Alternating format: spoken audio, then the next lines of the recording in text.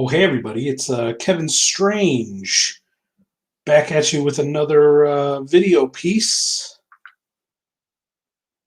Oh, hey, everybody. It's Kevin. I just need to do some of that social media link droppage real quick.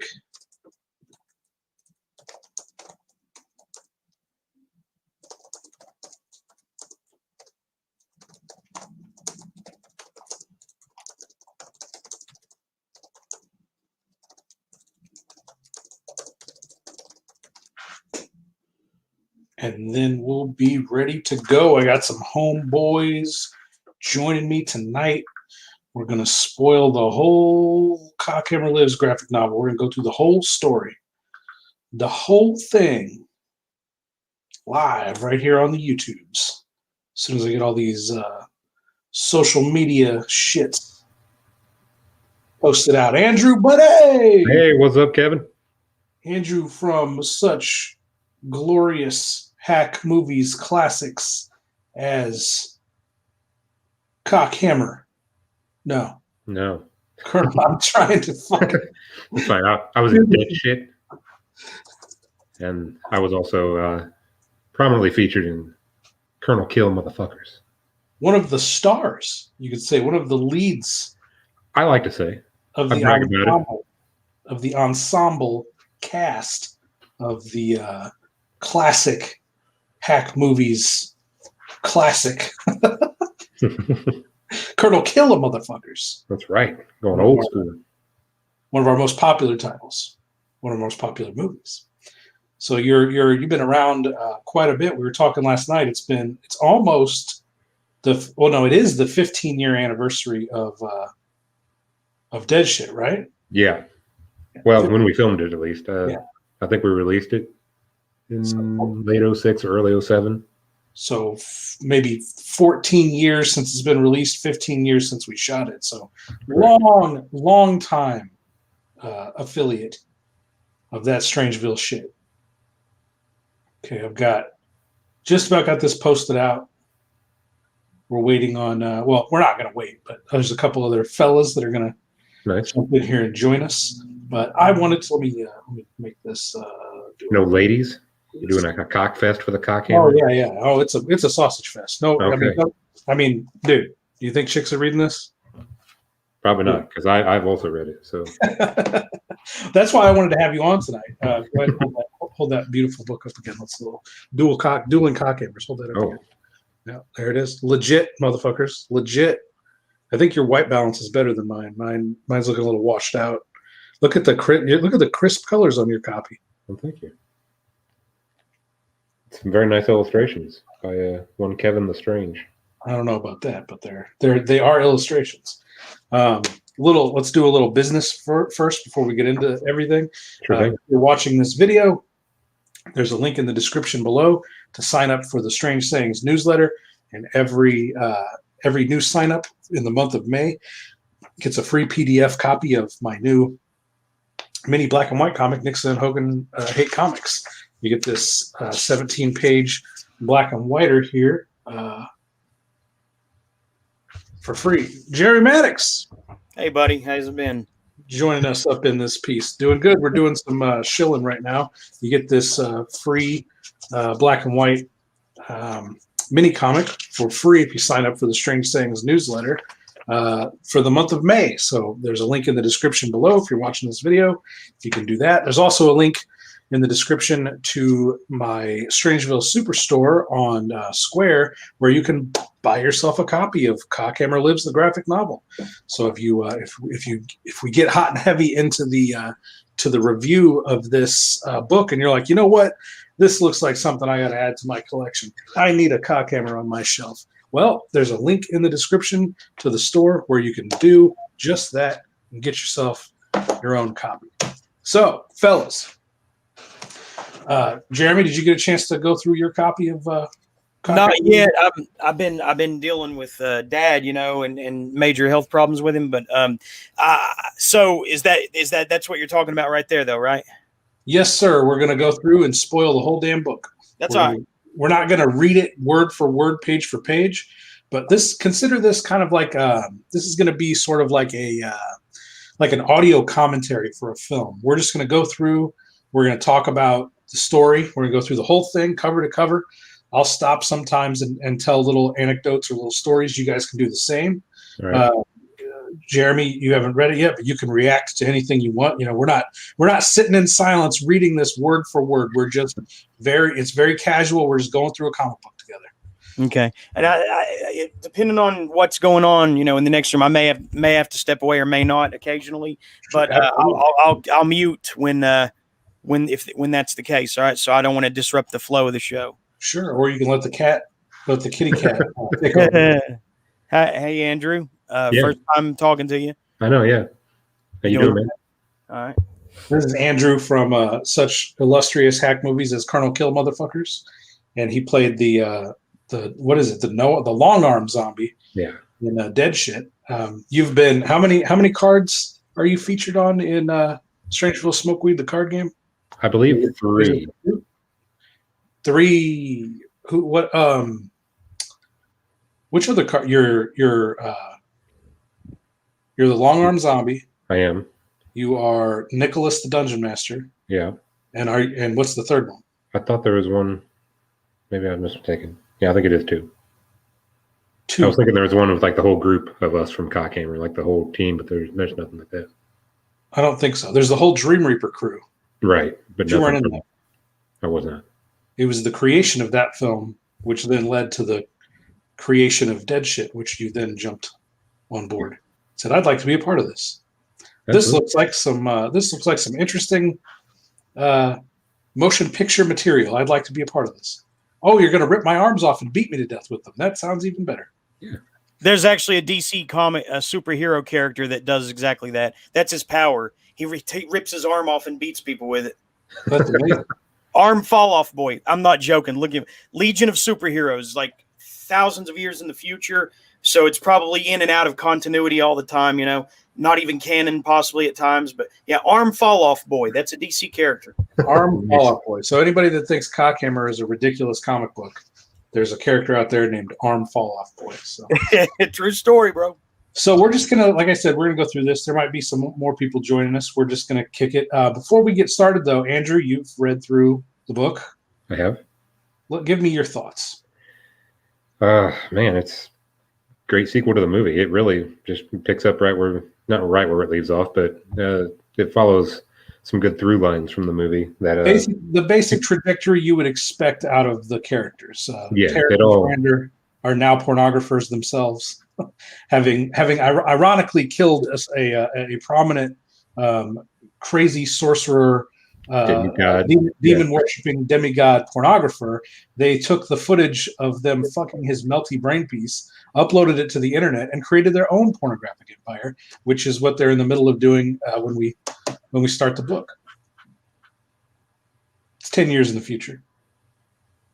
Is it 10? Okay, I couldn't remember. Yeah, it takes place. Well, it's basically like real time.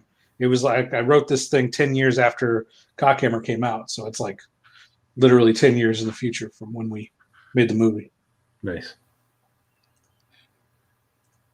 By the way, I loved Rocco and Sasparilla's Sickmas Time. That was a good one. That's still like the funniest thing you've ever written in my eyes, Well, we're about to find out if this is funnier, but that is a good one. I did like that one. However, Jeremy, I'm working on one right now. I've got the pencils done up to page 21 on this 60-page Halloween story I'm doing right now called Horror Weed Halloween, and I think this is some of the funniest stuff that I've written. So we'll see what happens when this comes out. This is one of my favorite pages I've ever drawn. We go to the Strangeville Cemetery. Hogan goes walking through the graves and ends up hanging out with his brother Tony from Dead Shit, the Talisman of Transmutation, after he's been transformed into a cosmic horror. Anyway, we're way off track. Andrew, you were going to give us your thoughts on the book. Oh yeah, so I really liked the progression of it, how how crazy it just keeps ramping up and up and up until that final issue is just out of this world, literally, like insane. Yeah, I always tell people that you got to give my stuff a chance all the way to the third act. Yeah. Because the third act of my stuff is always the craziest part of it. Like everything that leads up to it is a setup. Like there's nothing random that's happening in the first act and the second act. It's all going to come together into some crazy shit. There's Jeremy with his copy on hand there. How do I? Yeah, here we go. There it is. Cockhammer Lives. Graphic novel. Kitty approved. Oh, and he got that shit. The Talisman Translation. You're all caught up, Jeremy. Nice. And You're all caught up. Yep, you got that sarsaparilla. Yes, sir. The Santa ass raping robot. Yes. Fantastic story. I cracked the fuck up when I got to that part. I was like, "What the hell is this coming to? Like, where am I going with this?" And whenever I realized that Santa was actually a robot clone, hilarious. Any other thoughts on the book, Andrew, before we dig in? I don't think so. It'd be better just to spoil it piece by piece as we go, I think, rather than just giving an overall. But yeah, I really enjoyed it, man. This is a fun trip. Cockhammer Lives, the graphic novel, sequel to Cockhammer, the film from 2009. Here we go. So right off the bat, we jump into like a prelude. And I kind of struggled with this page because I almost, and this would have been a disaster, I almost convinced myself to do like a 5-page quick synopsis or summary of Stiff Jobs the movie, which introduces the Cockhammer character and the Wolfram and Wingate characters, and then a 5-page synopsis of the Cockhammer movie to get us up to the point that we're at. That would have turned into a full-on fucking graphic novel by itself, probably each one of them, and I would have had like 100-page Stiff Jobs comic and 100-page comic. This book wouldn't even be out yet. This book wouldn't be close to finished yet because I'd still be furiously working away on the Stiff Jobs and Cockhammer comics. So I convinced myself to just write a synopsis. So this first page sort of summary prelude gets us caught up. It explains the events of Stiff Jobs and the events of Cockhammer, in case you haven't seen those movies. Gets you up to speed on what we're doing, and then we just get right into it. I mean, it gets part one, the meat portal.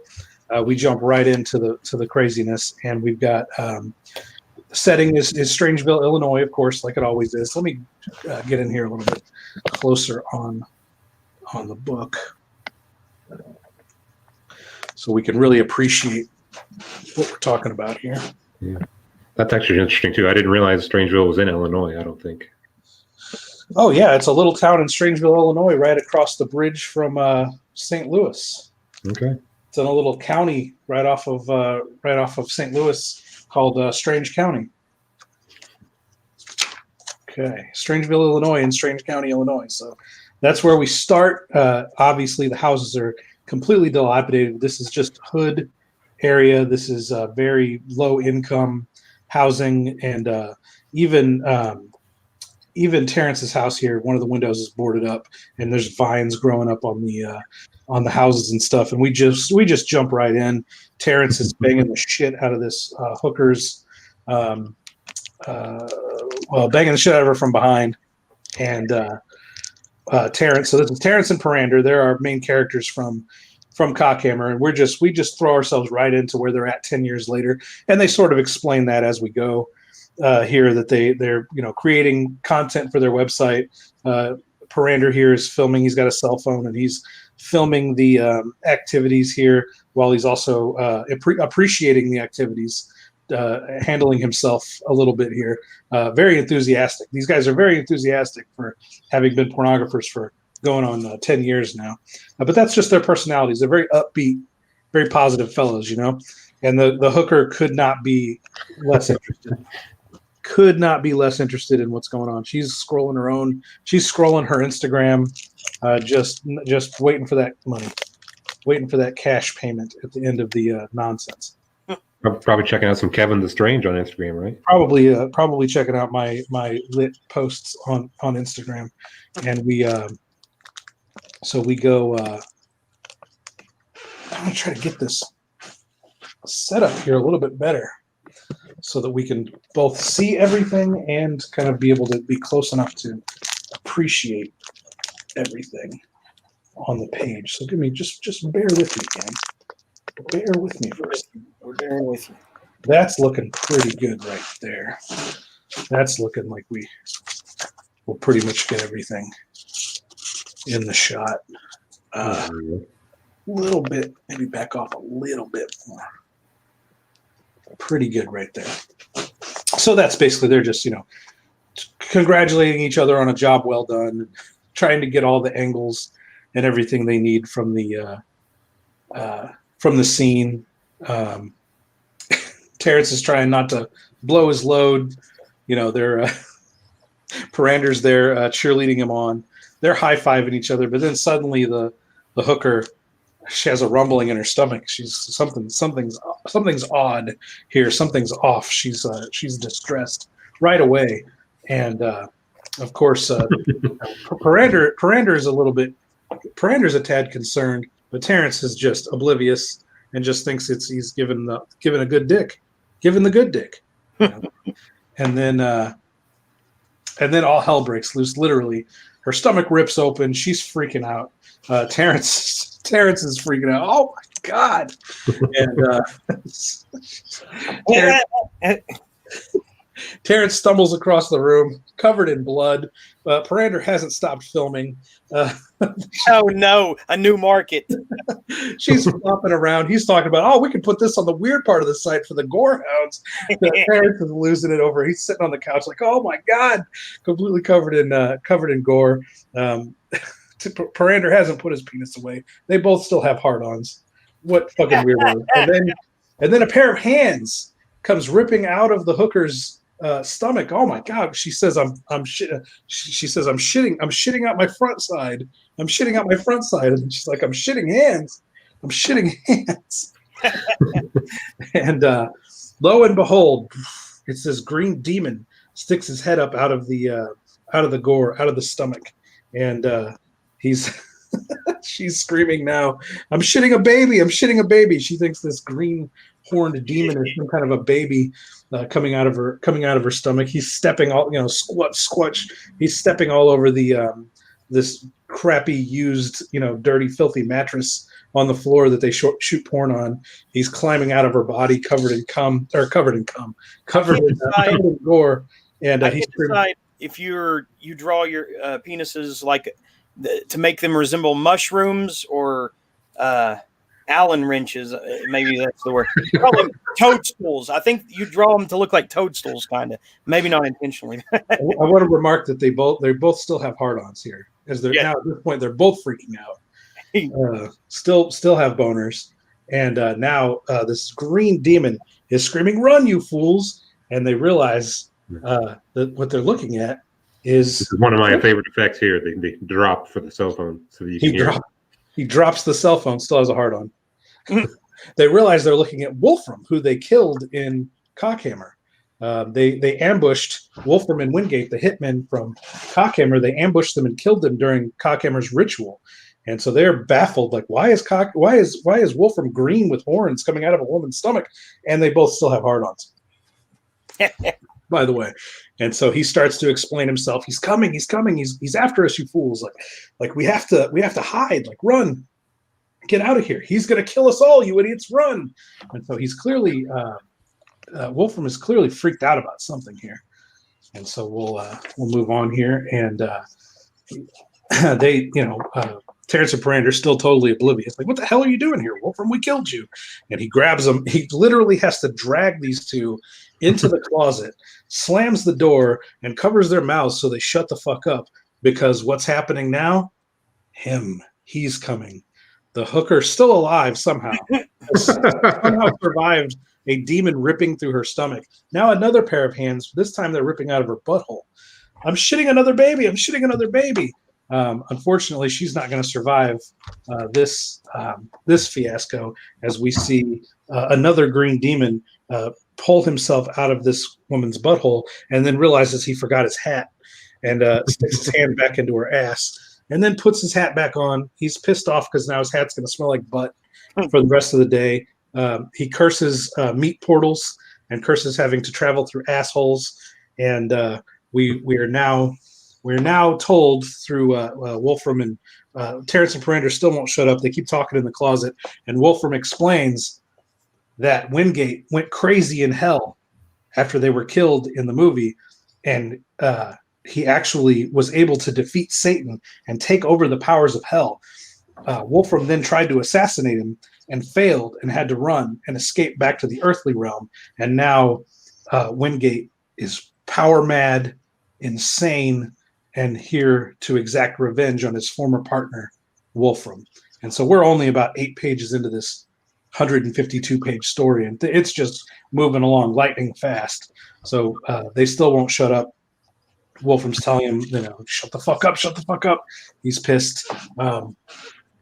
Wingate is mouthing off to Wolfram. This is basically what I just explained, that Wolfram tried to kill him in hell. He's basically saying, how dare you? We were partners. We did everything together. We had each other's backs. How could you betray me like that? I'm going to eat your soul. I'm here to fuck you up. Really wish we could have got this as a David Wayne Black monologue. Wouldn't have been fantastic.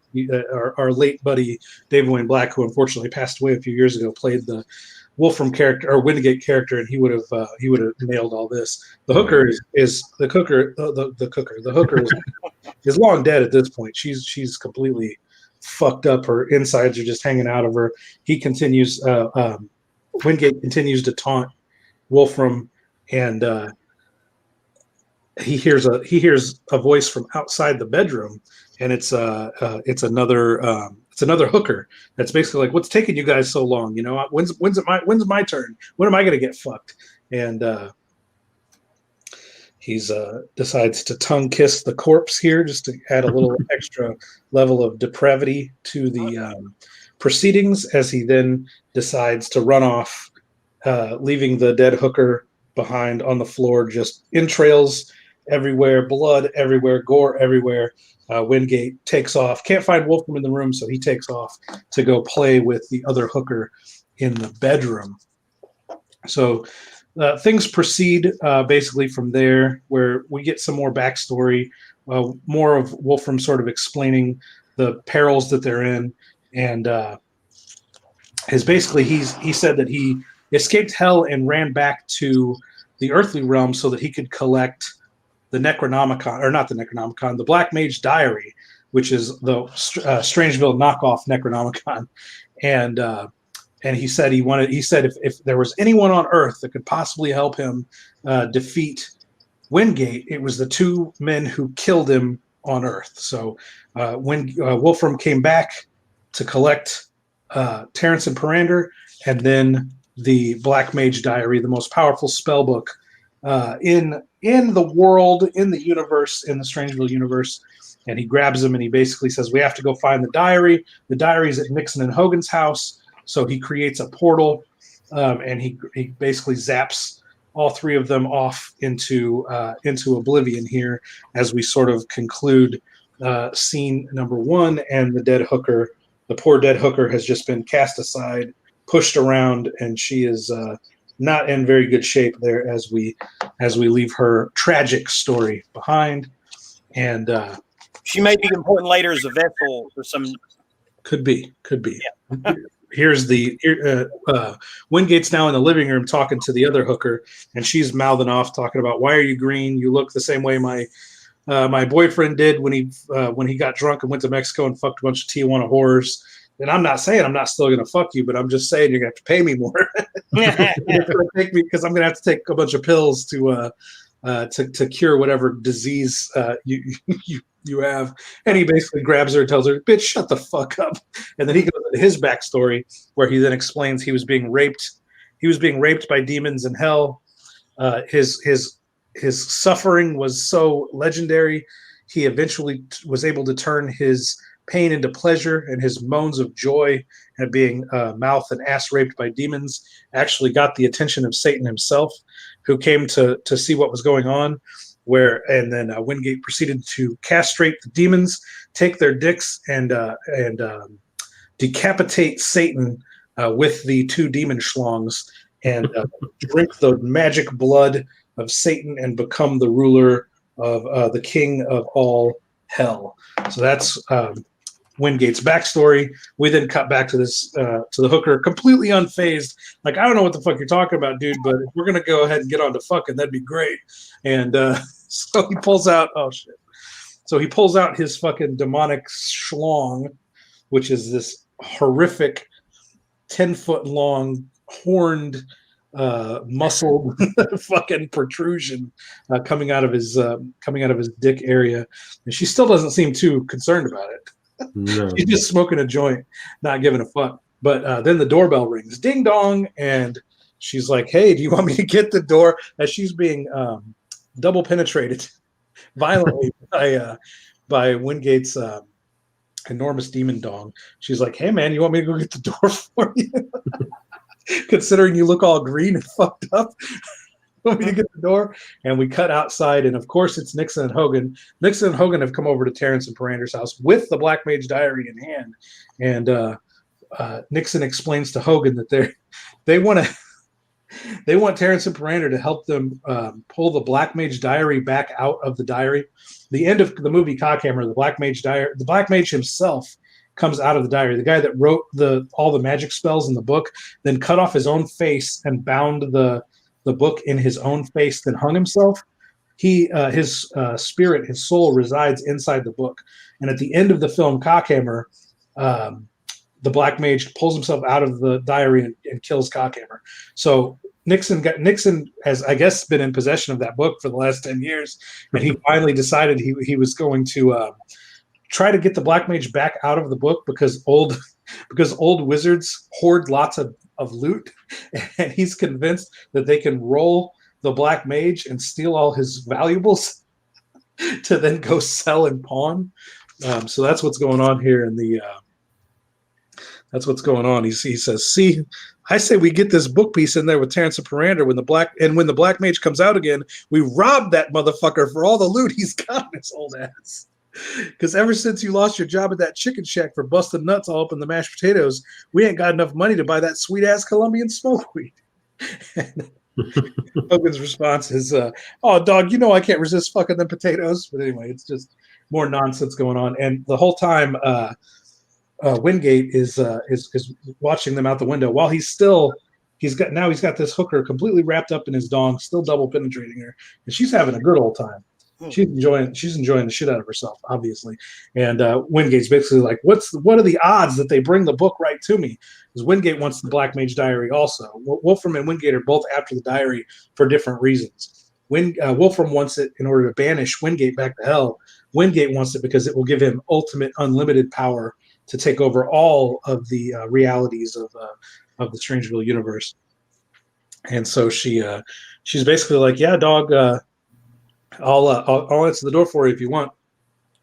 And he's like, "You'll do what the fuck I tell you to do." Mm-hmm. And he basically slams his hand into her asshole and turns her into a demonic puppet and has her answer the door with his hand up her ass. And he's basically speaking through her, as you can see here. Her words are his words as he's standing behind her in the shadows inside the house, operating her like a meat puppet with his hand up her ass. And there, of course, Nixon and Hogan are oblivious. They have no idea what the fuck's going on, and they're basically like, "Where the fuck's Terrence and Parander? We got to get the Black Mage out of this book piece so we can rob his ass." And she's like, "Oh yeah, come on in, guys." I don't know. Hogan at some point here is talking about he wants to fuck her in the butt. And she's like, "Sure, man. Sure. Come on in." He's like, "Hell yeah. I get to do the butt fucking this time. And you got to watch and jerk off." Just funny stuff. Just funny Nixon and Hogan banter. And then we cut to Nixon and Hogan's house. And we see that our trio of heroes here, of unlikely heroes, Wolfram, Terrence, and Parander have warped into Nixon and Hogan's house, where they hope to find Nixon and Hogan in the Black Mage Diary. But as we know, Nixon and Hogan bailed to go to Terrence's house, so they actually just missed them. And instead, they find this young lady doing a butt show, a webcam butt show here, as she's thanking, "Thanks for the 25 tokens, Clit Dick 666, 45 butthole winks." So they've interrupted this woman's webcam show, and it turns out that this woman is Terrence's sister, Susie, who we know from Dead Shit. Hogan's brother Tony got so upset with Nixon for banging Susie back in the day that he actually got himself killed. And we know that from the Dead Shit graphic novel and film. This is actually our first on-screen introduction of Cousin Susie. And of course, Cousin Susie is just as depraved and psychotic as all the rest of the characters of Strangeville. So Why wouldn't it be? Yeah. So we've got Terrence here completely grossed out, like, put some fucking clothes on. And Parander's right back to jerking off. Like he's he's never seen Susie naked before, so he's happy to see what's going on. And we have a nice close up of her little butt toy that's connected to her webcam there. And then when Wolfram just doesn't care. Wolfram is totally unfazed by this. He's got more important things to do. They need to find the Black Mage Diary, So she goes on some banter talking about girls got to make a living, blah blah blah. That's why she's here doing a webcam show at Nixon and Hogan's house. It's pretty much because they have better Wi-Fi than Terrence and Susie have at their own house. So she comes over to Nixon and Hogan's and does butt shows using their Wi-Fi over there. And Wolfram's just tired of listening to them banter back and forth. He couldn't give a fuck less, so he smashes her camera equipment. She's like, "Hey, what the fuck, man? That shit's expensive." And he's like, they're still going back and forth, and Wolfram pretty much loses it. He loses his patience, and he starts choking fucking Susie out. Tell me where the fucking diary is. And so she tells him, like, Wolfram or Nixon and Hogan, funny thing, they just went over to Terrence's house, like you just missed him. And he's basically like, oh my God, that means Wingate has possession of the diary. We're too late. There's only one thing we could do possibly to defeat a Wingate with the powers of hell and the Black Mage Diary. And they're like, what's that? He opens a new portal and he says, we got to go find Cockhammer. And of course, Cockhammer's dead. We know that from the Cockhammer film. So they're completely confused. Like, what the hell? And I like this dialogue from Susie here when he lets her go. She's like, "Fuck, man, you almost made me come." From all the choking that he was doing. And then they go to leave. They jump back through another portal, and she's like, "Hold on, you green fuck! You haven't even let me suck your dick yet." She's all disappointed that she didn't get any of that Wolfram action. So as they're disappearing into the portal, she says "fuck this" and grabs her iPhone and a selfie stick, keeps her webcam show running, and jumps through the portal as her butt buzzes one more time, and she thanks her pay pigs from her web show for the tokens as she dives through the portal after them. And that takes us to part 2, Cockhammer's Crypt. Thoughts on part 1, gentlemen? Well, like I said, you draw dicks like they're toadstool mushrooms. And I like that line of dialogue there a few pages back with the chick with the blue hair when he says, those two retards brought this book right to me. Do you know what this means, bitch? And she says, did I get to suck 2 more dicks? It's good dialogue, yeah. Every character in Strangeville is like this. They're just so fucked up. They're so fucking depraved and horny. I don't know why they're so horny. There's so much fucking going on at least attempted fucking going on in the Strangeville universe. I like this splash page, this pinup page I did for the title page for part 2, Cockhammer's Crypt. It's an altar. It's a ritual altar with Cockhammer's melty corpse on it, and some kind of cultist with a crazy knife and a bunch of cultists behind him chanting, and some cool lighting going on there with the fire. Just thought that was a cool effect. A cool. Whoa! What happened? That cultist, that particular cultist, doesn't have a role later. It's just a random cultist, or what? They do sort of. I mean, we'll see in just a second what goes on in part 2. So we head back to Terrence's house. We now see what fate held for Nixon and Hogan, bringing the Black Mage Diary right to Wingate. Andrew, did you have any thoughts on part 1? The only thing I was going to point out is where Terrence says that he was only half paying attention when he was yelling at us on account of I'll just read the comic book later after the story's finished. Yeah, everything's meta. Everything's meta. One of your first hints that you're actually writing this comic as it's going. Yeah, so they're all in the movies. Like the characters are in the movies as the actors. The actors, they know each other as their actor names and their character names. And then now they know they're in comic books being written by me, which we saw in Nixon Hogan 8 Comics. They actually come to my house and threaten me for putting them in comics. Wait, when's that in? Where's that at? That's in the black and whitey. You got this. It's in your stack there. Okay, yeah. Comics. Yeah, it's around here somewhere. So, yeah. So we learn the fate of Nixon and Hogan now in part 2 here, where they seem to be slimed up against the wall, freaking out that they're about to be killed by Wingate, and we now see a nice big splash page of now completely nude Wingate. I'm not sure why he was even wearing clothes to begin with. Yeah. He's just thrown him off of himself, and he's now pumping so much demon cum into this hooker. Her belly and titties are so distended, she looks like she's about 12 and a half months pregnant, and they're basically Nixon and Hogan are basically fucked, and Wingate says, he's got all the materials he needs to summon the biggest, craziest, evilest entity in the entire omniverse, and Nixon and Hogan are going to live long enough to witness this. He wants witnesses. He wants heralds to witness the coming of this entity. And they're like, "Who, motherfucker? Who? Tell us who's coming!" And then before anything else can happen, the hooker is basically like, "Your cum's filling me up. I can't take anymore. My womb's gonna pop like a balloon." And then she explodes in gore and cum as this entity arrives on the plane, but we don't know what this entity is yet. This is still a mystery. As we move forward, and we find that we've now warped in front of the Cockhammer compound from the movie Cockhammer, which is, I think that's a pretty fair replication of that old beat up mortuary we filmed in Cockhammer. Oh, you didn't go there. I keep forgetting you're not in Cockhammer. I keep calling you one of the stars of Cockhammer, Andrew. I forget you weren't in that film. And I still to this day I don't have an explanation as to why you weren't in that film. I can't remember either. I don't know what was going on really. If I was too busy or what was going on. I have no idea. I have no idea. I couldn't tell you. I know we were in talks at one time of you and your old roommate Justin playing Wolfram and Wingate, but something changed there, and I'm not sure what. I can't remember how that came about. But they warp in, and now they're basically in front of Cockhammer's crypt.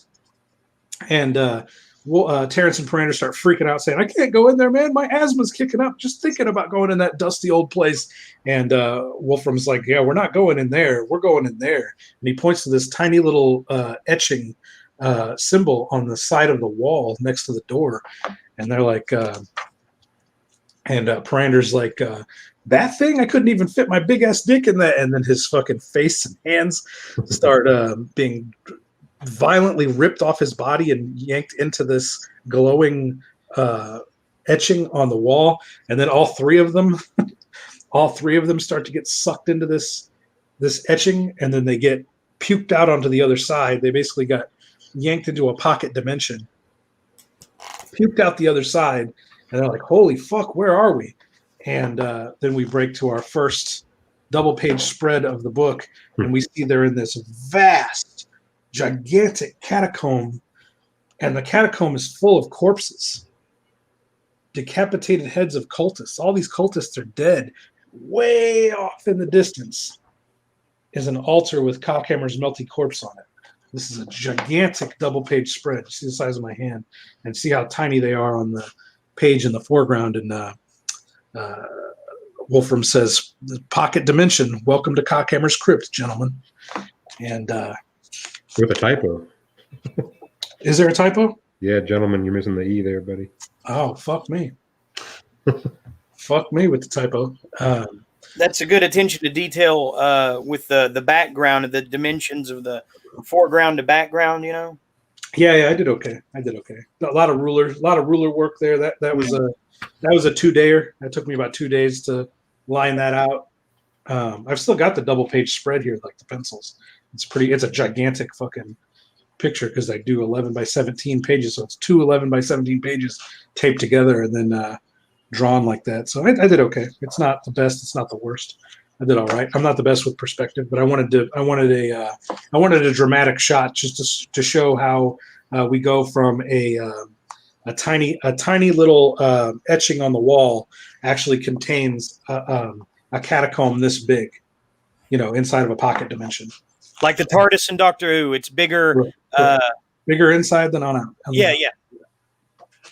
So here we have one of my favorite pages in the book. This is Wolfram starts to explain the history of the Cockhammer family, and we actually see the lineage of Cockhammer going from the modern day Cockhammer of the 1900s, late 1900s, to his father from the 1800s, his grandfather from the 1700s, and his great whatever grandfather from the 1600s. We actually see the lineage of the Cockhammers, and then we see the hideous forms of all of them as they all attempted to transcend to demonhood, and the rituals all failed. We then see Cockhammer himself being led to that altar we see him sitting on by a bunch of cultists. And then down here, they say, some say each cultist is a clone of the original Cockhammer infused with a tiny sliver of his soul. So there's rumors that these aren't actually the sons of each Cockhammer. It's that Cockhammer's resurrected and lives again every generation. And then there's his cult is all made up of clones with a tiny sliver of his consciousness in their bodies. That's the backstory, the lore of the Cockhammer character, which I thought was cool. That's not covered in the movie, so we're actually getting a bit of backstory there for the character. And then they start asking questions, man. What's up with all the corpses? Why are all these cultists decapitated? And when Wolfram starts getting nervous, and he's basically like, I don't know, whatever, who cares? But, we're here. There's the corpse. And so we see Cockhammer's melty corpse for the first time since the film. 10 years of decomposition sitting in this crypt. And then Susie warps in. And her pay pigs are still buzzing her. She's got her she warps in with her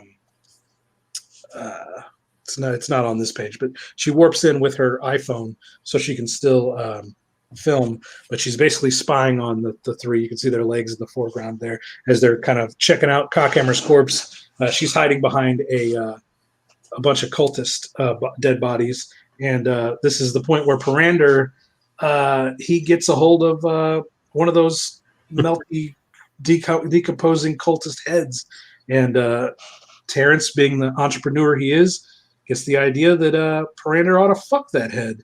And he'll film it for the website, and all the really depraved psychos that subscribe to their porn site can watch Parander fuck a head corpse, can fuck a decapitated head. So they love that idea. He loves that idea, so he whips out his schlong and he starts going to town. He starts banging the fuck out of that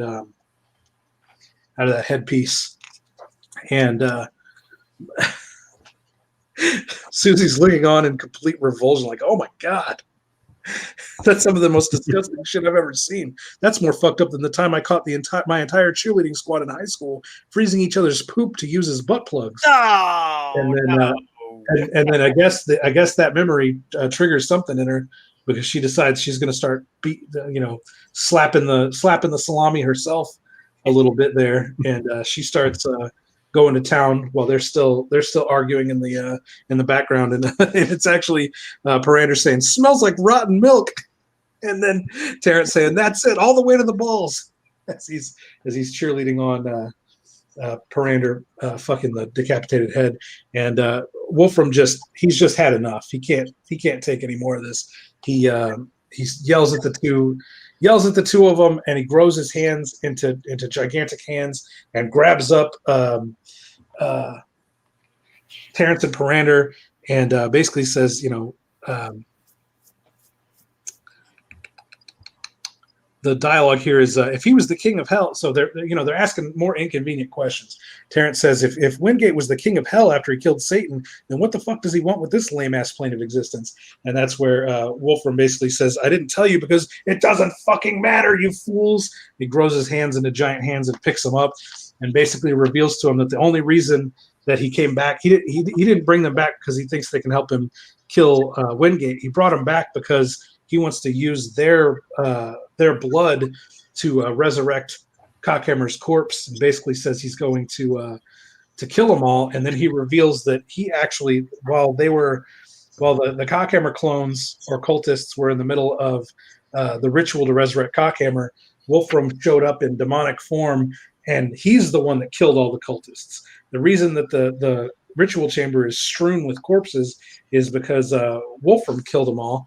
And now he's going to use Terrence and Parander's blood to resurrect him.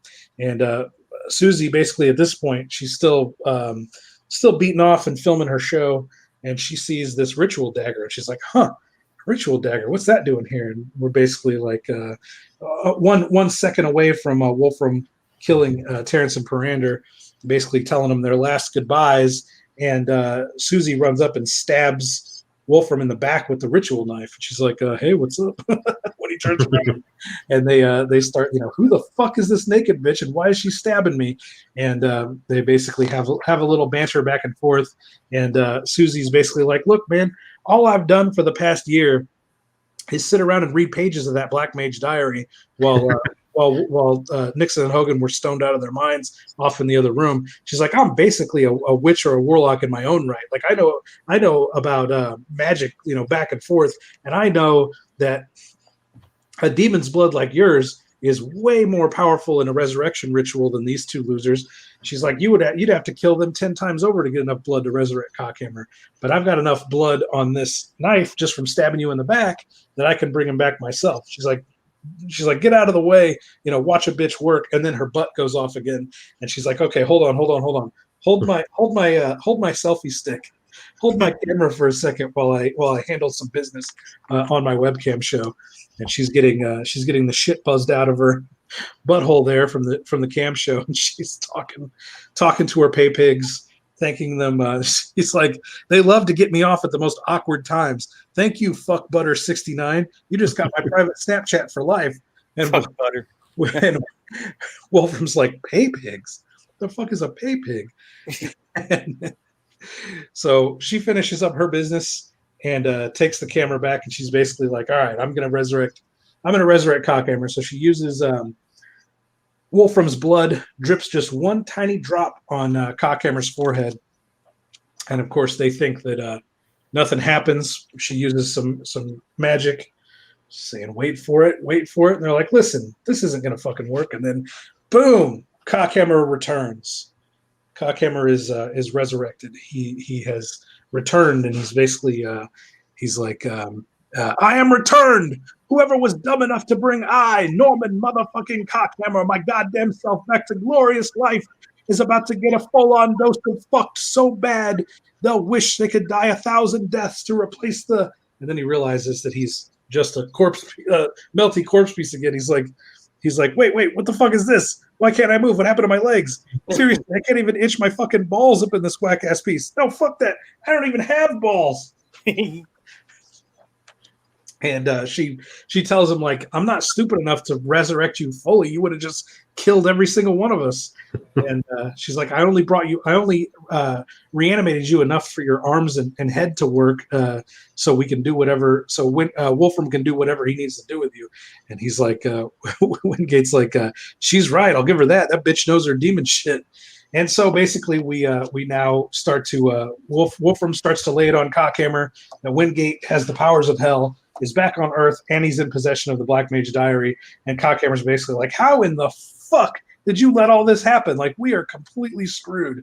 Like, there's basically nothing we can do at this point." And they're talking back and forth some more. Like, there's got to be something. And Cockhammer's like, "Well, you're lucky you resurrected fucking Cockhammer, because if anyone on this fucking douchebag planet can stop him, it's me." and they they have some more back and forth here. And he's basically like, all right, pick me up, let's get out of here. And Terrence and Parander start arguing about who's going to pick up the melty corpse piece. And they're both basically like, oh no, my back hurts, I can't possibly pick him up and carry him. And Susie gets tired of listening to them bitch and complain, so she picks him up and puts Cockhammer on her back, and he uses her tits as an anchor there, as she wears them as a backpack. And and she sticks her selfie stick into his ribs and talks to her pay pigs here a little bit. And there's a whole section here of the pay pigs talking in the comments of her cam show, like don't trust them, Susie. Oh my God, you're not safe. You gotta get away from those fucks. But she's oblivious. She's ignoring them, and they're gonna go find Wolfram, Wingate now. And before they can do anything else, the entire ritual chamber starts to crumble and collapse, and stones are falling from the ceiling and the walls, and there's an earthquake and everything's shaking. And Cockhammer's like, "Oh fuck, I forgot. I completely forgot about the trap I set." And he basically says he set a magical trap that if anybody came into the ritual chamber, his soul would replicate over and over again into infinity, and basically consume and destroy the entire pocket dimension that they're in, that holds his death altar. And so they take off running, and they're trying desperately to get away from all these replicating Cockhammers that are starting to pop up, even in the stone itself, and screaming cock, cock, cock, cock, cock. And they're just arguing back and forth. She's like, what the fuck is the point of this? And he's like, my corpse is worth a ton on the magical black market. But anyway, they take off running, and Wolfram opens another portal, and they're able to jump into it and jump through the portal just in time before the pocket dimension is consumed. And then they end up outside of Terrence's house, but now Terrence's house is covered in giant ectoplasmic titties. Also known as the Dome of Debauchery. The Dome of Debauchery, or the Titty Dome. As Terrence says, what the fuck happened to my house? And that takes us to... No, not quite. We're not quite out of part 2 yet. So they basically are like, how the fuck can we get in there? Wolfram says, my powers don't, I can't get my powers to work. I can't warp us into the building. And Cockhammer's basically like, get me in there, and I can stop all this, but you got to get me in there. Like, I don't have enough power to do it. And so Wolfram uses his demonic powers to actually blast a hole through Terrence's house, and he's like, I can do it. And Terrence is mortified. He's like, dude, you blew up my house. As pieces of titty are just splatting on the ground in front of the house. And that takes us to part 3, Wingate's Warfuck, and we just see these tendrils just attacking people and turning them into what we'll come to find out are called new flesh or slug flesh demons.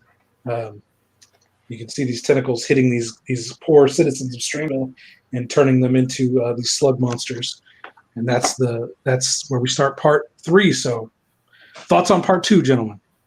Is that any that's not an intentional connection to slug butts, right? No, it's just a thing I like. Obviously, I have a thing for gross slugs. It's a stylistic motif. The style, yeah. There are many. There are many Kevin Strange cliches that you'll find throughout my work. Yeah. Lots of stuff. Any thoughts, Andrew, on part 2? I really like the crypt, all the references to like Indiana Jones type stuff. Hidden booby traps and ancient history and stuff like that. It was really cool. All the magical. And then I did pull out. I gotta give a call out to Mr. Melty Cockhammer, which is one of my favorite cards in the card game.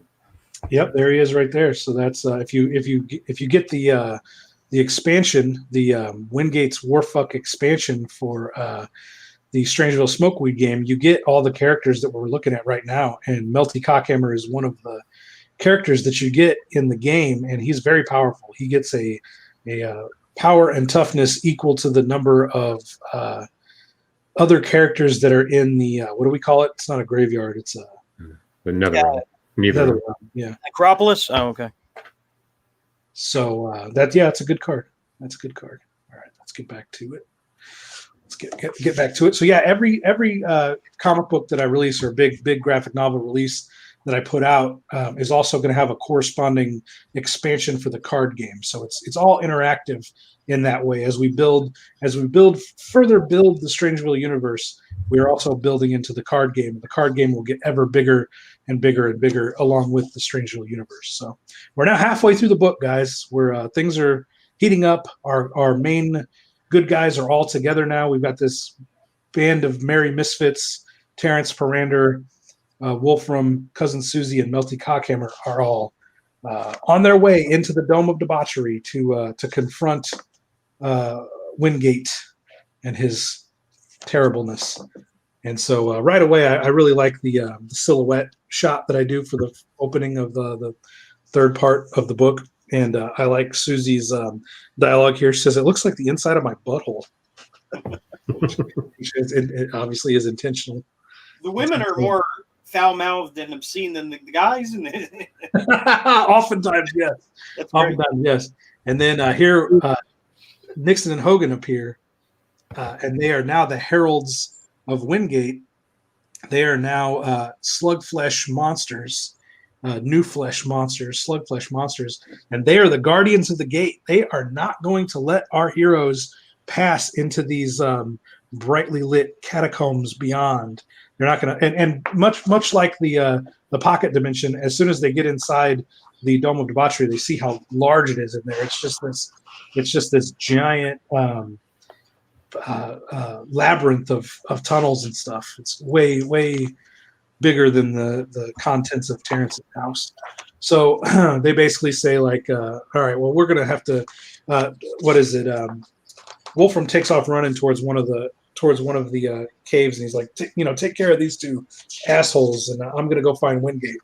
And Hogan's like, take care of me? You can't take care of shit. I got fucking dart fingers or whatever the fuck he says. I got supernatural powers and shit. Check me out. And he shoots his fingers towards Susie and Cockhammer, and she just barely dodges out of the way and misses. And he misses with his finger strike. And Cockhammer's like, do you want me to you got the fat one, Miss Susie, or shall I impress you with my conjuring abilities? Perhaps I should summon a monstrous Ner. Bitches love Ners. And she says, nah, fuck Ners. They remind me of horses with baby heads. Creeps my shit out. So she says she's got it. She's going to handle him. And she reveals that she actually consumed a little bit of that demon blood that was on the ritual dagger, and now she has some temporary demonic powers of her own. So she grows some psychic claws out of her arms, and she takes off running and slices Hogan down his middle, and then with one final killing blow, slashes him in half and cuts him off from his tentacle body, cuts him off from his source deep in the catacombs. And he's basically like, my trunk piece. I'm cut off from this, from the source. Yeah, that's what his that's his dialogue. And they're complete. Cockhammer and Susie are completely covered in goo. And she says, "Ooh, yuck! Sorry, Cockhammer. We got creamed worse than the time I bet the entire Strangeville High basketball team they couldn't come on me at the exact same time." She's like, who knew they'd been utilizing their practice time all season to secretly train to beat the world record for synchronized jizzing? Jeez. And Cockhammer's response is, it tastes like battery acid. Wow. Interesting choice of placement for the claws on her instead of where they would normally be on the knuckle bones, or between the fingers or on the fingers. Instead, you choose like almost on the forearm. Yeah, that's pretty cool. Yeah, that's the innovation in like organic, human weaponry, bioweaponry or something. Yeah, psychic weaponry. I was kind of going for like a Psylocke kind of a power. Okay, yeah. But right there in that particular place, that seems like that might be more effective. in a Yeah, war. I mean, yeah, as a battle weapon, I think it would because you don't have the wrist bend that you got to contend with. You got the whole forearm to attack with. Hmm.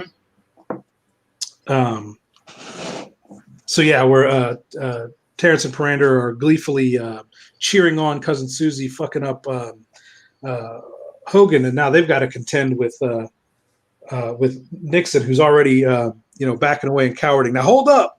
Hold up, you fucks. I ain't even done my stretches and bends yet. It ain't fair to bum rush a motherfucker, even if he is a supernatural Guardians of the Gate and shit. But then we cut to another one of my favorite shots from the book is just it's just a series of motion of movements of Terrence and Parander trying to grapple with Nixon here and just grabbing him in headlocks and grabbing his eyeball stalks and just doing their best to try to get a hold of him and basically Parander saying, "Improvise, Terrence. I can't hold him much longer. He's slimy. He smells like butts." And so Terrence decides to just literally just bite him in half, bite his trunk off, and he's freaks Nixon out. He's like, "This motherfucker's biting the shit out of me," and then he leaves him. He just so violently bites him in half and leaves him crawling away. And now they're covered in goo, and Parander's he's all like, "Holy crap, you savage! You didn't have to be all rough on the poor dude." It's like tells him to improvise, and then he's horrified by Terrence's decision to bite him in half. But they're all right. They're still alive here, and in fact, they start fusing together, and they become one long, weird slug monster. And Nixon ain't having that. Help! Somebody get up in this giant titty and get me away from this motherfucker. I ain't about to spend no supernatural eternity connected to Hogan's fat ass. His Cheeto breath is choking me already. So that's our little cameo from Nixon and Hogan. I thought that was a funny little aside. They were the guardians of the Titty Dome, and now Cockhammer uses his supernatural powers to light up Susie's titties so that they can lead the way and finally find Wingate. They're finally about to get to Wingate's secret lair inside the Titty Dome. They're finally about to confront the villain of the story. And we see them step out of one of the caves into the giant antechamber, and we see Wingate here, and he's looking at something. He's saying, "That's it. Slowly now. Yes, Darius the fish demon enters the earthly realm at last." And we see everybody like, "Oh fuck, we're too late. This is the end." And we get to our second full page shot as we see the actual hideous Darius the fish demon, just this awful looking demigod that's crawling his way up out of some well of interdimensional portal or something as he screams, "Claw!" And they're pretty fucking freaked out that Wingate has used the Black Mage Diary to summon Darius the fish demon, which Wingate promptly says, is the only entity in the universe that can collapse all realities together, and the entire multiverse will be under his control. And they ain't none too happy about that. He's boasting about it down here. And Cockhammer uses his powers to shoot some eye beams and knock the Black Mage Diary out of Wingate's hands. Wingate's just chilling up on top of Darius at this point. He's just standing on his head. That's how big Darius is. But Cockhammer blasts the diary out of Wingate's hands, and it falls down right in front of our heroes. The Black Mage Diary hits the ground, and Terrence is just jazzed. He's like, "Oh fuck, that was easy. I'll go get the book." And they're like, "No, don't." He grabs it, and before he knows it, one of Darius's tentacles comes up behind him and tags him and turns Terrence into one of the slug minions of Darius. He's now I'm sorry, Parander. I just got excited. I forgot about the imminent dangers before us. But fret not, friend. My new flesh reeks of eternity. Darius shall reign supreme. So Terrence has turned on our homies, and he brings the Black Mage Diary right back to Wingate here. and hands him the book right back. And Wingate continues to gloat about how he's going to merge all the multiverse realities together and be the ruler of all time and space. That would be, yeah. He actually is visualizing what's happening outside the dome as he's gloating about what's happening. He says he's going to start with Strangeville, move on to the rest of the planet, and then the rest of the universe. And so Darius's tentacles come blasting out of the Titty Dome and start chasing people down the main street of Strangeville, tag them, turn them into Slugflesh minions, and then Master Wingate. So his plan is already taking effect, and he's already creating Slugflesh minions out there in Strangeville, which is not very cool to our heroes. And Parander is mostly concerned about Terrence. He says, "Man, we got to go help my friend." And Wolfram's like, "Man, fuck your friend. Your friend's gone. Like, we got bigger things to worry about. We gotta defeat Wingate." And basically, Parander and Wingate or Wolfram get into a sort of a pissing match where they're kind of arguing. Parander's pointing out that his last partner died. His last partner was killed. So who is he to talk about loyalty? Or he's never been loyal to anybody. Look, he can't even keep his former partner under control, and he gets mad. They talk a bunch of shit to each other. They actually get ready to fist fight, this is another one of my favorite shots from the book. Yeah, you see Wingate back there with the Black Mage Diary, and then you see the tentacles come all the way to the foreground, and we see our heroes about to come to blows together. And finally, and he's still flipping the decapitated head. I love that. He's still fucking the head. Yeah, the head is still on his dick, and Susie's still recording the whole thing on her iPhone. Ridiculous, absolutely ridiculous. And Parander stalks off. He says, "Fuck it, I'm gonna go help my buddy myself." And he says, "What a brave and foolish boy! Think he'll make it?" And Susie says, "Oh fuck no, he's dead." And another cool perspective shot where Parander goes running up one of the tentacles to confront Terrence. Terrence says, basically he's going to turn him into a slugflesh monster, and Parander punches Terrence in the face and then jumps onto the back of Darius, and we see Wingate just calmly waiting for him, and he's like, "Well, that was fucking pointless," as he gets some more tentacles ready to turn everybody into slugflesh minions. Are you guys keeping up with this? Because we're in some fucking weird territory at this point. We're in a titty dimension on top of the back of a demonic fish, and we have tentacles that turn people into slugs. Are you guys following this? I got you. Yep, right here. Well, you can't see because of my cat, but yeah. Well, I know you're following along in the book, but are you following the story? Like, oh yeah. We've jumped off of Main Street and gone to Weirdsville pages and pages and pages ago. We're off in this crazy supernatural reality at this point. So Parander's about to get slug-fleshed he's got 6 of these fucking tentacles about to slam into him, turn him into a slugflesh minion, and then some invisible force shield barrier actually recoils the tentacles, and then we see that Wingate has run up on top of Darius to save him, and he's basically Parander's like, "Wolfram, you saved me," and he's like, "Yeah, put your boner away. Don't question my loyalty again, kid.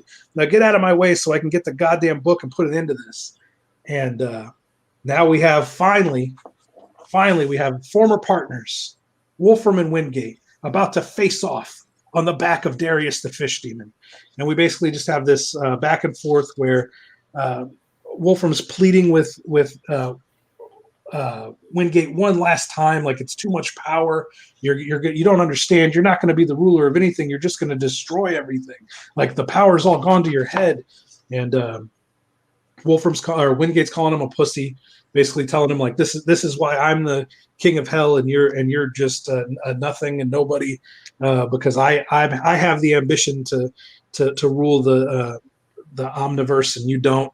And they're going back and forth about it.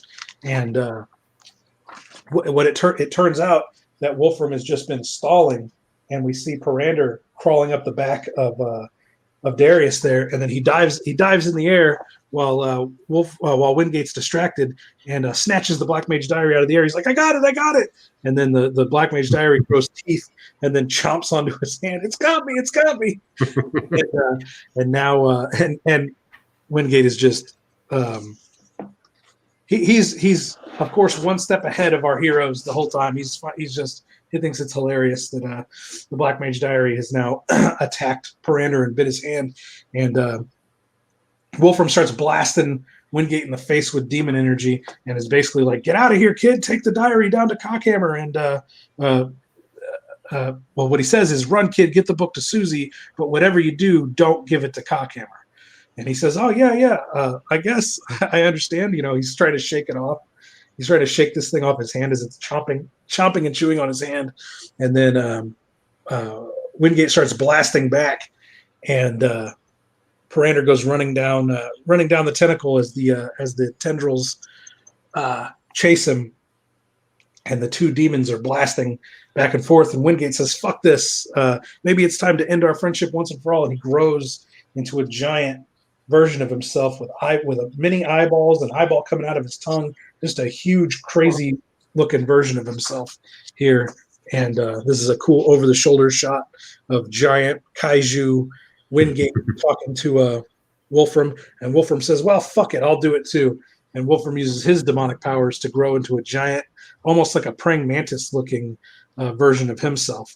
And the two of them are while Darius looks on in the background, the two giant monsters fight each other as Parander gets down to the base level, and he's basically like, "Those two fucks they're gonna destroy everything." And Susie's like, "Give me the book, kid." And he's like, "Give you the book, I'd love to, but it's got me. Like, I don't know how to take it off of me." And she grabs it and rips his hand off, literally fucking rips his hand off in the book.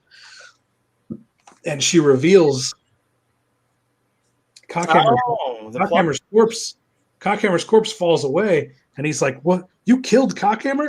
And she's like, "No, you fool! I am Cockhammer." As the corpse hits the ground and explodes into a million pieces, Cockhammer, his horns pop out of Susie's head. Cockhammer has possessed the body of cousin Susie. As we head into our final chapter. As we head into part 4, Darius Rise. So that's some crazy shit. Oh yeah, that's my favorite issue of the 4.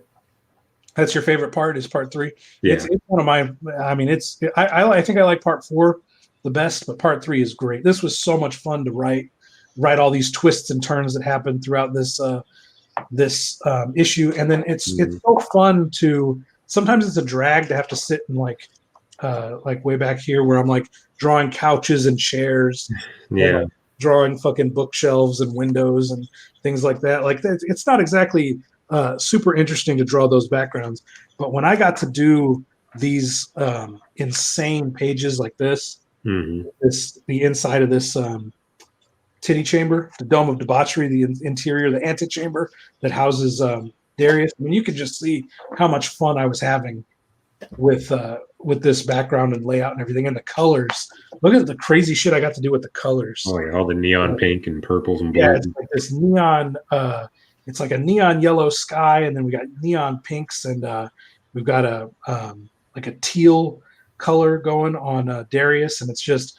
And I used all that lighting, like I blew out the lighting highlights on their heads and arms and shit when they were under the neon lights.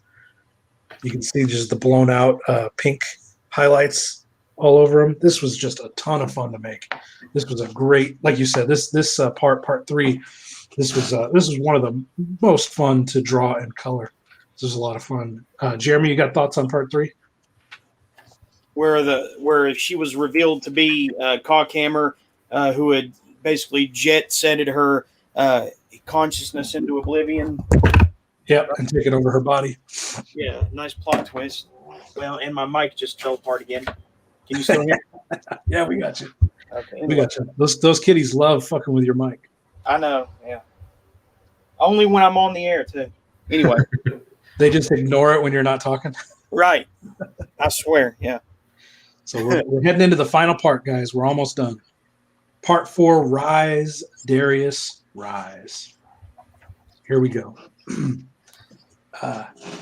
Cockhammer, using Susie's body, immediately flips to the page with the Black Mage diary. The Black Mage flips to the page in the diary with the Black Mage, violently rips him out of the book and throws him on the ground, and is basically like, the fucking Black Mage ain't about to come dragging his busted ass out of the diary and killing my shit again just when I'm about to win this whole motherfucker if he ain't in the book in the first goddamn place. And literally just like a savage rips the Black Mage page out of the book and throws it on the ground. And so we're at this point, we're fucked.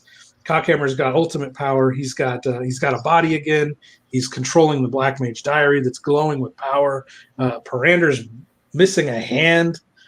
He yells up at Wolfram. He's like, "Oh fuck! I fucked up! Cockhammer's got the diary." And we see giant kaiju Wingate has giant kaiju Wolfram in a headlock, and he's like, "I'm a little busy right now, kid. Handle it." And this is a good shot right here, where he's standing there like this. Just kind of shows the sheer size of everything going on here. We've got Darius way in the background, and then the two kaiju monster demons battling each other, and the tiny little fucking Parander standing there next to him. And he's like, "You aren't so scary, Mr. Cockhammer. In fact, I've already killed you once already. In my book, that makes us 1-0. It's you who should be scared of." And then she just fucking waves her hand, or he just waves his hand. And this is another one of my favorite pages from the book, is we actually see the transformation where Brander gets turned into a giant anthropomorphic human penis. And he's like, "Wolfram, he's gonna stuff me up his front hole." I'm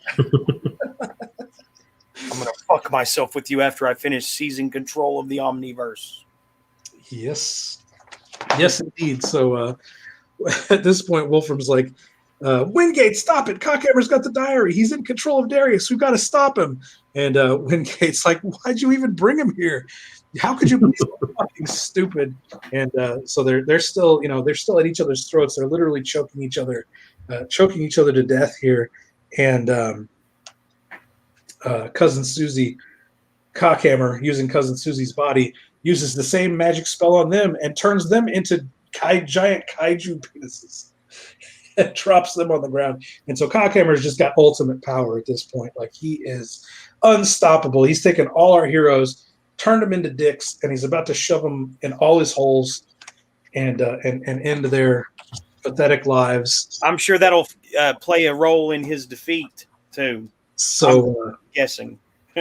Using the power of the diary, he begins to use Darius to take control of the Omniverse. Darius is roaring here, and then suddenly Cockhammer's butt starts buzzing again, and you can see Parander who's still got the dead head on his own dick. So there's a dick.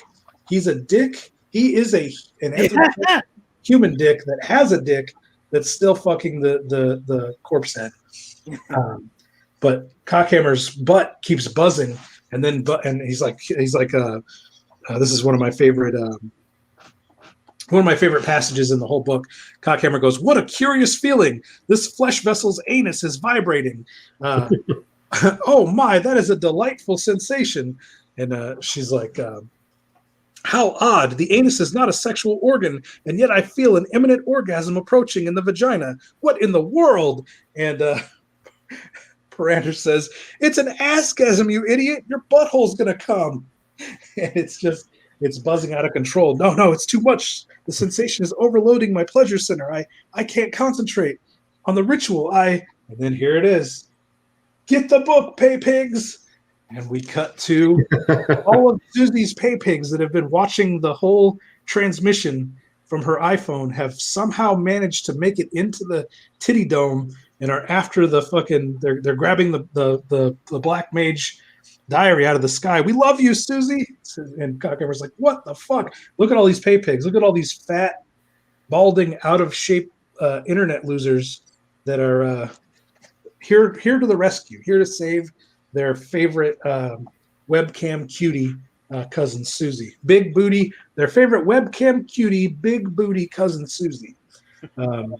How's that for alliteration? Yeah. And then the diary just fucking chomps this dude's fucking head right off. Just right off the bat, the fucking Black Mage Diary attacks, and one of the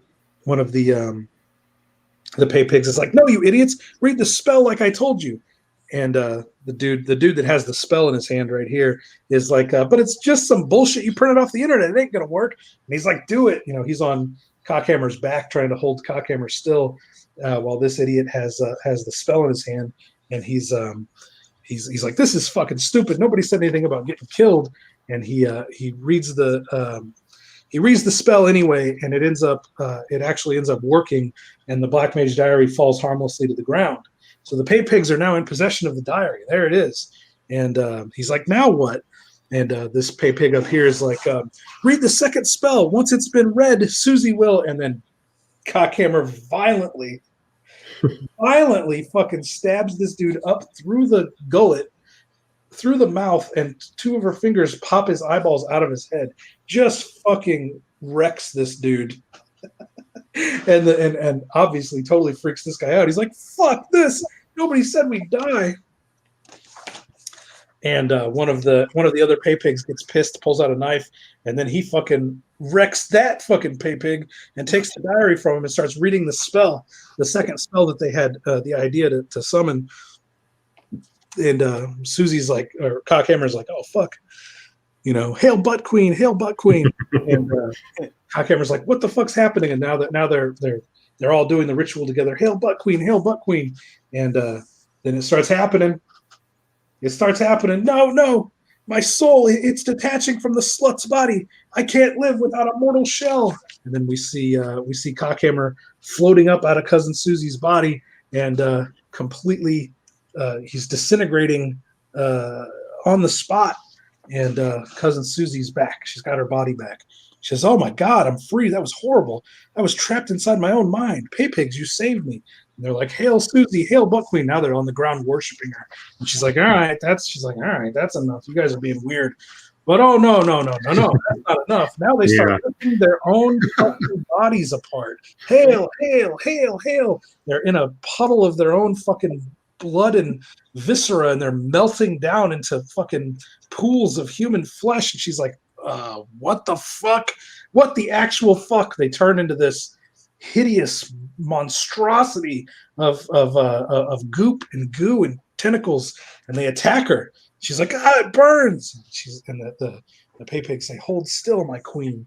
And they start jamming themselves down her throat. She's like, "Glug, glug, glug. What the fuck are you people doing to me?" And then it happens. She changes. They've given the powers of hell to Cousin Susie. Cousin Susie now controls Wingate's powers of hell, and she says, "How fucking rad!" And the pay pigs turn themselves into eyeball hair stalks so that they can continue to watch their butt queen. And that breaks the spell. Parander comes back up out of the dick. He's no longer a dick person, but his hand is still gone. And Cousin Susie's like, "Oh, I can take care of that. I got demon powers now." And she grows him a hell hand. And he's like, "A hell hand? Cool." So Parander's now got a hell hand. Cousin Susie's now the queen demon of the queen ruler of hell. And Wolfram and Wingate now bust out of the penis prisons they were in, and they're humanoid again. They're not green anymore. They're not green monsters anymore. They're regular Wolfram and Wingate. And Wingate's like, we control the diary and Darius. Just admit defeat so this madness can come to an end. We can start our lives over on Earth. A second chance. You could open that gay-ass school and all that nonsense you babble about before our lives were so cruelly cut short. And Wingate finally has his senses back. My school, yes, I remember. A school for little deaf kids and blind, retarded children. He's like, "I'm sorry for all this, Wolfram. All those centuries in hell, because hell time moves a lot faster than Earth time. So they actually spent hundreds and hundreds of years in hell being tortured, even though only 10 years passed on Earth." So he says, "All those centuries in hell, it warped my brain piece. I did the only thing I could think of, and I fucked everything up. I'm so sorry." And he's having his redemption moment. And Wingate's having his redemption moment, but something's happening. His throat explodes, and fucking crazy ass Cockhammer rips out of his fucking throat, says, "Surprise, motherfuckers!" And Wingate starts to talk. Wolfram, I can see inside Cockhammer's mind. Our brains are linked. I know how to stop him. What you have to do is, and Cockhammer savagely fucking bites Wingate's tongue out of his fucking mouth. Shut the fuck up. So shit's all fucking crazy now. And Cockhammer explains that he, in case things went wrong with cousin Susie's body, he implanted a soul shard into Wingate so that he could take over his body in case something happened. So shit's all fucked up. He shoves Wingate on the ground, grows himself a pair of wings and a bunch of dicks. And shoves Wolfram on the ground, grows himself a bunch of dicks and some wings, flaps up in the air, charges his fucking powers. Everybody's down here like, oh shit. And fuck Susie. I mean, butt queen of hell. What are we gonna do? And Susie says, we ain't gonna do jack. What do you mean? You control Darius. I do.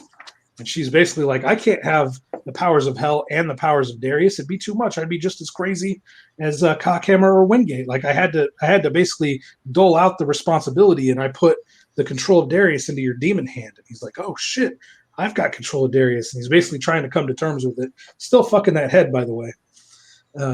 Trying to come to terms with the power he has, but it's too late. Cockhammer uses his fucking tentacle dicks to grip up our heroes, grab them by the throats, and start choking them out. And he flies them up over Darius, and he's going to drop them into Darius's mouth and feed our heroes to Darius. And basically, our guys are Susie's telling Parander, like, you got to act now. You control Darius. You can stop all this before he eats us. And Wolfram's like, you can't do that. That's my friend up there. Like Wingate, he knows what he did wrong. Like he's better now. Like we can't just kill him. Like he's fine. And Wingate says, like, it's too late for me, Wolfram. I created this mess. I deserve what I get. And so they basically, he and Wolfram have a real touching moment where they come to terms with, there is no saving Wingate. He's lost. And Parander Wolfram goes along with the plan and tells Parander to use his powers, and he does. Parander uses his powers to bring some of them fucking tendril joints over and attack Cockhammer with them, and he turns Cockhammer and Wingate into slug flesh minions of Darius. Check him out. That's a giant winged, triple-dicked fucking slug monster, double-headed slug monster there. And she's like, all right, well, finish it off. Finish the job. And he drops our trio back on the ground, uses his hell hand one last time. Wolfram basically says, see you later. This is the only way to stop Cockhammer. Do what you got to do. So long, Wingate, buddy. I hope you get to suck all kinds of tranny cock on the other side. Because that was Wingate's thing in life. There's a scene in Stiff Jobs, the movie, where Wolfram gets into Wingate's trunk and finds a gigantic stash of tranny porn tapes. And so he's giving him his send-off. And Parander here concentrates on his powers. Susie's trying to close the portal that Darius is crawling out of, and here we go. This is it. I can't move him any closer. Cockhammer's too powerful. And Wolfram says, it doesn't matter, kid. Look, Darius is going to handle it from here. And now Darius pulls himself up entirely out of the fucking portal, and apparently he's got arms and legs. I didn't know how fish did that. But apparently he's not a fish head. Apparently he's got his own arms and legs. He pulls himself up out. He grabs fucking Cockhammer out of the air. Cockhammer's pleading with him. I raised you from a mere tadpole. So what if I left you inside a microscopic torture dimension for 3 inverted eternity? It's all water under the bridge, old friend. And Darius says, you talk too much. And then fucking savagely bites Cockhammer's head off.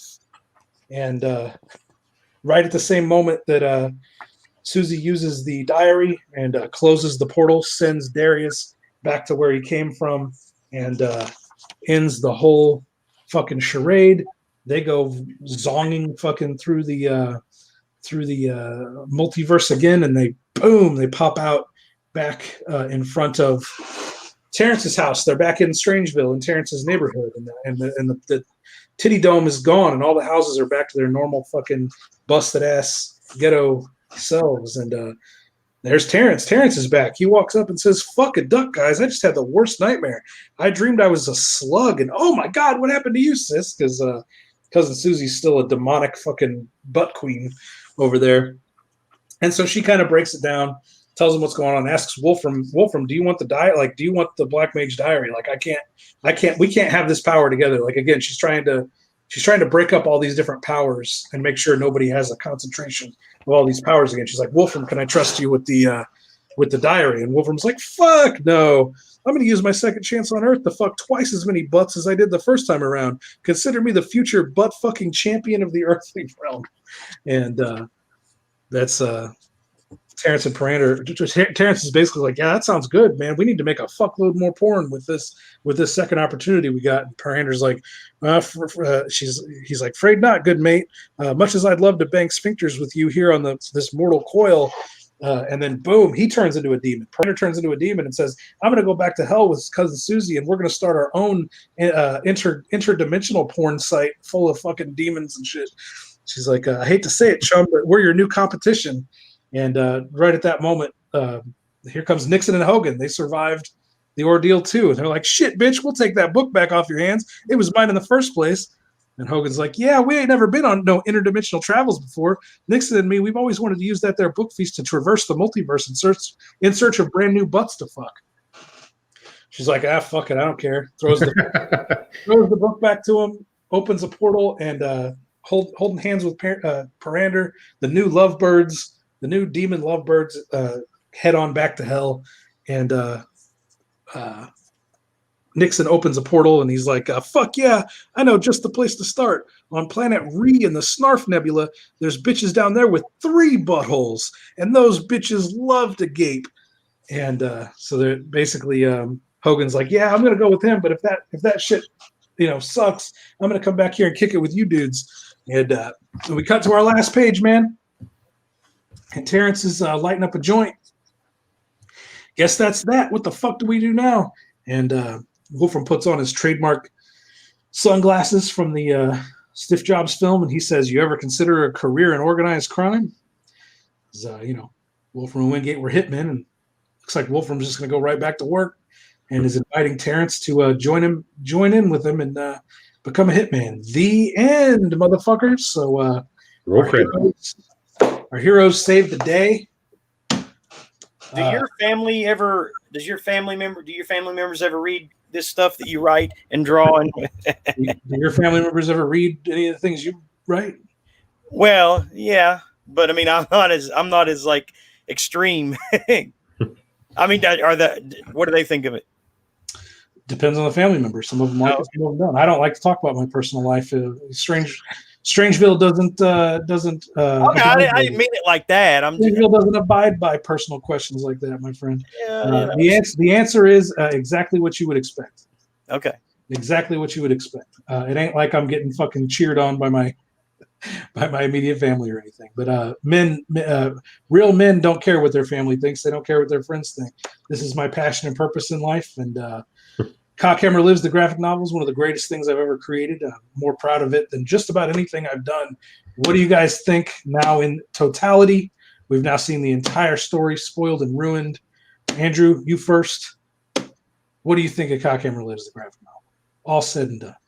All said and done, I think you did a great job. It's as much as I would like to see more hack movies, like this is the next best thing, maybe even a better thing, because you get a little crazier than this than you ever would have in the movies. There's no way it would have been this fantastical, in a movie form. But I don't think we would. Yeah, this would have required way more of a. I don't even know. This could have never happened in movie form. So yeah, you get a more. The Strangeville comics give you a bigger, crazier universe than the movies. The movies have their own special place. They have their own power, their own magic. But damn, these comic books are fun to make. Oh, they sure. Fun to read too. Jeremy, what did you think of the All Said and Done? What did you think of Cockhammer Lives? I love anything with multiverses and gross out shit. So I mean, yeah, and your style is definitely improving with the, like I said, the dimensions, the foreground and background, and placement of the weapons on her forearm. So yeah, I definitely I gotta salute you, man, on how you're coming along. It's pretty fucking cool, man. I really, I'm happy the way all the characters ended up at the end. I didn't end. They all ended up, surviving, but they didn't end it exactly like you would think. Like Terrence and Parander don't go back off together. I like this idea that Parander's now a fucking demon hanging out with cousin Susie. They're gonna get to go on their own adventures now. There's gonna be offshoots of this storyline. We're actually gonna see cousin Susie and Demony Parander having adventures of their own, and Nixon and Hogan having the diary back, and now Terrence and Wolfram hanging out together. I like how it all wrapped up. I thought it was it's a fun story. It's a really fun, crazy romp through Strangeville, through titty dimensions, through pocket portals and meat portals and all kinds of shit. And maybe some of their adventures, will come from just them competing against one another, with in the sex cam, the sex cam businesses. Yeah, exactly. I actually think that it's all going to culminate in a third Cockhammer. It'll be so Cockhammer the movie is 1, Cockhammer Lives the graphic novel is 2, and a third graphic novel to sort of make it a trilogy. I think Terrence is going to have to go to. I think something's going to happen to Parander in hell with Susie, and Terrence is going to have to go to hell and try to save him. Ooh. I think the third Cockhammer is all going to take place in hell. That's my guess. I don't have I don't have an outline, or I think I have a little bit of an outline, but it's not like I have a script or anything for it. And I got a lot more comics to work on before then. That's probably a couple of years off if I ever even decide to get to it. Right now, I'm doing this Halloween special, the Nixon and Hogan's Horror Weed Halloween. So this is going to be a cool fucking book. That looks like a lot of fun. Yeah, anything Halloween centric is always fun. Yeah. I like that. Nixon and Hogan are Hogan's a Frankenstein, and Nixon's a vampire, and then they run into some chicks. They run into some chicks later on in the book, and the chicks are hang on, let me find them. The chicks are a hot Freddy and a hot Jason that are hanging out with them. So that one's going to be a lot of fun too. But I appreciate you guys hanging out and doing a giant spoiler and spoiler review. I want to do this with all the books because there's fans out there that don't want to spend the money to buy the books. They're too lazy to read them, too lazy to buy the books. But if they sit and watch, an hour and a half live stream, they can basically get the whole thing summarized for them. I summarized a lot of this. Like, one of the funnest parts about reading these books is the fucking dialogue. Oh yeah. And you can just see these monologues, these crazy long monologues that take place. And so, I skipped over all that. You didn't get the full experience, but now for anybody that was curious, this is the quality. Like, this is the kind of stories that we tell here in Strangeville. Like, this is my A game. This is how I come at comics. And maybe you didn't get in on the Cockhammer Lives Indiegogo campaign, but maybe you'll get in on that Halloween one now that you see how much fun we have here making these fucking books. You see how crazy these stories actually are and how fucked up shit gets. By the time you're at the end of the book, you're in fucking other dimensions with demonic powers, and the characters are turning into monsters, and just cool fucking shit, man. So anybody that was curious, like, I'm not really sure, this guy is kind of a fucking weirdo, these books are kind of weird. Well, that's the book. Like, it's the good weird, though. It is the good. Well, I think so. We all think so. So, any last words before we get out of here, Andrew? Don't think so, no. Jeremy? When do you have a firm? I don't know how you plan it, but when are you gonna start working towards beginning the next fun thing? When you get more everything solidified as far as like drawing and everything? What I do is I don't even launch the campaign until the book's done. So my goal is to have Nixon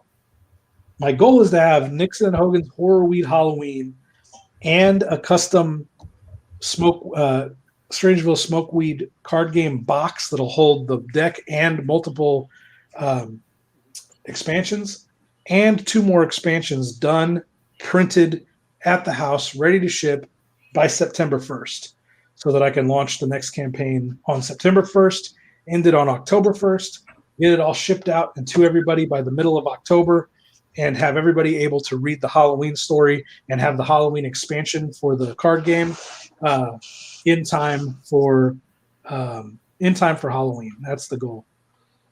I like that, yeah, but I got check it out. Ooh, Fuck yeah. nice. Just fit right on there. Fit like a yeah. Fuck down, kidding. All right. Anyway, sorry. Just indignant. Just not a care in the world. Yeah. Yeah, I like that. I like that Cockhammer sticker right there on the microphone, man. Like, Staring at everybody. Like he's goading me on or something. Glaring at everybody. Yeah. Well, thank you guys for joining me, man. That was a lot of fun. Absolutely. Thanks for the invite. I'm happy that you've managed to find your new niche and everything. You're doing a great job, man. Again, a real man doesn't matter how many times he gets knocked down. He's going to get back up and find his way each and every time. They can come along, whoever they is, can come along and burn down my comic book empire, and I'll fucking start another one. Fuck yeah. Look at all this. See, Andrew, I like your webcam. You really your display there makes that book pop. Look at that. There's Jeremy with all. Okay, this is a good way. This is a good spot to end it on. Hang on, hold everything up. All right, gang. This is the loot you guys can have if you go to that link down below to the Square store, the Strangeville Superstore, and pick up your own copy of Cockhammer Lives, the graphic novel, Dead Shit, the Talisman of Transmutation. You get these little black and white mini comics, man. Strangeville lives. Strangeville is bigger and badder than ever before. And we need yes. We need your support. Jump in there, jump in the description and go to the store and the Strangeville Superstore and pick some of this shit up. Pick some of this craziness up. All right. For my pal Jeremy Maddox, for Andrew, I'm Kevin Strange. Remember, gang, always stay strange.